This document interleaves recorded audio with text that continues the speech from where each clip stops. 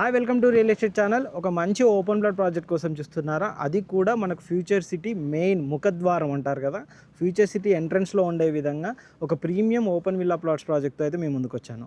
Present అయితే మనం అదే సైట్లో ఉన్నామండి. ఇప్పుడు మీరు చూస్తున్నారు కానీ ప్రజెంట్ అయితే మనకు కస్టమర్ మేళా కూడా జరుగుతుంది. మంచి డెవలప్మెంట్స్ తోటి మనకి ప్రాజెక్ట్ అయితే ఇస్తున్నారనమాట. డెవలప్మెంట్ పరంగా కూడా చూసుకున్నట్టయితే ది బెస్ట్గా ఉండే విధంగా ఈ ప్రాజెక్ట్ అయితే ఉంటుందండి.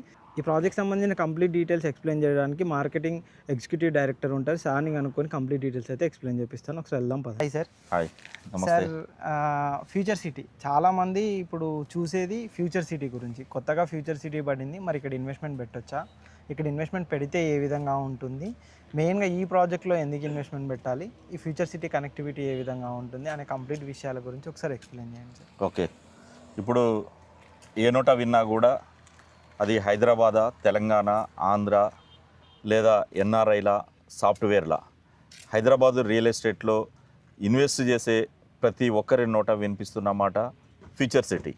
మరి అలాంటి ఫ్యూచర్ సిటీ ఎక్కడున్నది, ఫ్యూచర్ సిటీలో ఎందుకు ఇన్వెస్ట్మెంట్ చేయాలి, ఫ్యూచర్ సిటీ వస్తుందా అనే సందేహాలు కూడా ఇటీవల కాలంలో అందరి నోట వినిపిస్తున్నాయి.